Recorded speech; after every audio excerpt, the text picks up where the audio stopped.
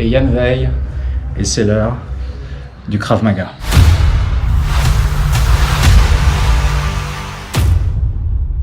Comment ça marche? Épisode 8, on s'arrête plus. Ulrich est là, fidèle au poste. On est encore dans un endroit de ouf. Tiens, regarde, réalisateur fou, fais un petit panneau pour montrer un peu où on est. Donc on ne peut pas rêver un meilleur endroit pour vous faire des vidéos, pourquoi ça marche, et surtout comment ça marche. Aujourd'hui encore une vidéo basée sur une technique sur laquelle on est très critiqué, mais je vais vous expliquer temps par temps pourquoi nos gestes ont les meilleures chances de fonctionner dans ce cas-là. De quoi s'agit-il? Je suis pris comme ceci. Alors le gars peut me tenir l'épaule, il peut me tenir le cou comme ça, peu importe, d'accord? C'est juste que la deuxième variante, s'il me tient le cou très fort, ça va être difficile de le faire de manière réaliste parce qu'il va falloir que je fasse très mal. Mais cependant, vous allez comprendre le concept. Déjà, il me tient l'épaule, il me tient violemment le vêtement et là, il me met l'arme sur la tempe. Et là, il me contraint, il me menace. Moi, qu'est-ce que je dois faire? Comme toujours, au sujet des menaces pistolet, vous le savez, c'est sortir de l'axe. Et c'est essayer de contrôler l'arme au plus tôt. Sortir de l'axe, ma main va bouger en premier. Encore une fois, l'avantage que j'ai. Vous le savez, au Krav Maga, on essaye toujours, en fonction des situations, même les pires, de comprendre où sont nos avantages. Situation très dure pour moi, mais il ne voit pas mes mains. Il ne voit pas ma main. Tu la vois pas là, hein? Là, tu ne vois pas ma main bouger. Donc ma main va partir en premier, très vite, proche de mon corps, pour essayer de venir plaquer l'arme. Et la pousser violemment contre lui sur sa tête. C'est-à-dire... vraiment, alors là il est protégé, hein, mais l'objectif c'est vraiment d'écraser la culasse contre son nez, contre ses dents, contre sa bouche, ça dépendra de son gabarit, contre son front même, de le choquer. Pendant que je fais ce geste-là, il faut que je sorte de l'axe de tir. Donc ma tête, vous voyez, je vais la pencher sur le côté pour qu'en un instant, boum, je sois sorti de l'axe de tir.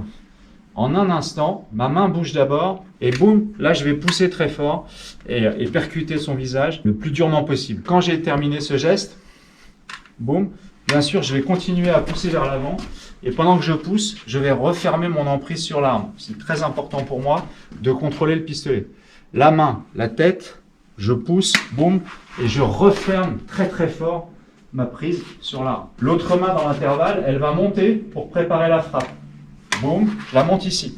De manière à ce que dès que la possibilité se présente, je vais pouvoir frapper, donner des coups très durs en continuant de maîtriser au maximum la main armée, le pistolet orienté 3/4 vers le plafond pour ne pas repasser pendant que je frappe devant le canon. Vous avez compris? On va tester un petit peu ça. Donc je sais ce que vous allez me dire. Vous allez me dire, s'il tire ici, ça va m'exploser l'oreille. Bien sûr, les gens qui pourraient faire ces commentaires ont tout à fait raison. Mais encore une fois, il faut bien comprendre quand est-ce qu'on va prendre la décision de faire ce genre de technique. C'est quand on n'a plus le choix, quand on n'a plus d'autres alternatives et que cette fois, c'est à la vie et à la mort. Donc il vaut mieux, boum, là même s'il tire, prendre une déflagration dans l'oreille, même si ça peut blesser, hein, on a bien conscience de ça, plutôt évidemment que de finir avec une balle dans la tête. Vous l'avez bien compris. Donc, dès que tu me vois bouger, tu appuies sur la queue de détente, tu tires. Tu as mis ton doigt sur la queue de détente. Donc, on voit que ça passe très près. Là, j'ai vraiment senti, il m'a cramé quelques cheveux, parce que je ne suis pas allé si vite que ça en plus. J'étais un tout petit peu trop détendu. Maintenant, je vais faire plus rapide. Allez.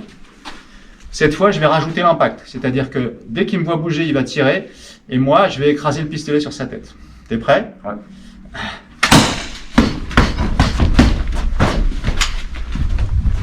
Un petit commentaire? Bah déjà, je te vois pas, donc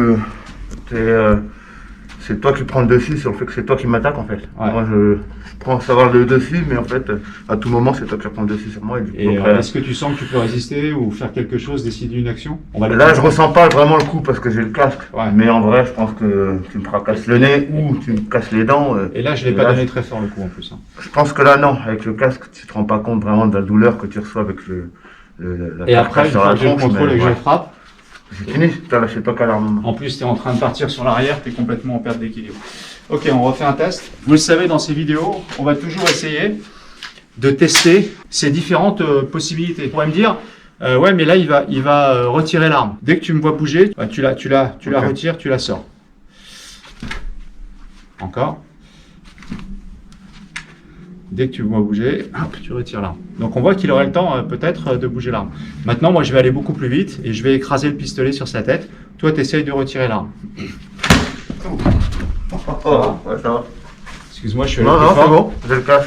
Parce que tout à l'heure, j'allais un peu moins fort. Donc je voulais montrer quand j'appuie plus et que je pars avec plus de puissance. Là, tu sens quand même que Je suis protégé. si tu n'étais pas protégé, là, c'est fini. J'ai même pas besoin de frapper derrière. C'est très très dur.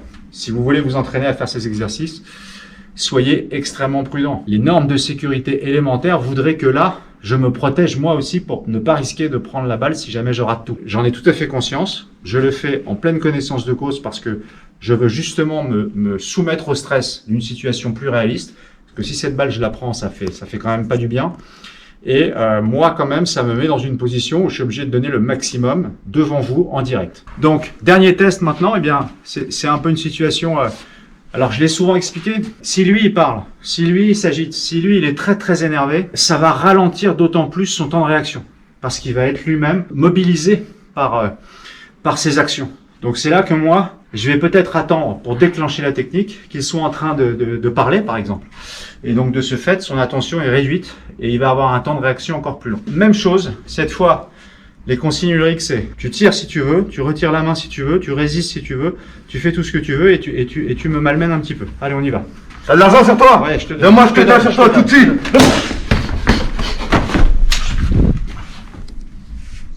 T'as de l'argent sur toi? Ouais, Donne-moi ce que t'as, dépêche-toi.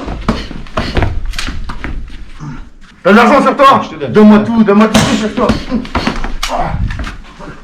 Là, elle est bien. On la garde. Voilà les gars, vous avez les infos, vous voyez que pourquoi ça marche tient ses promesses.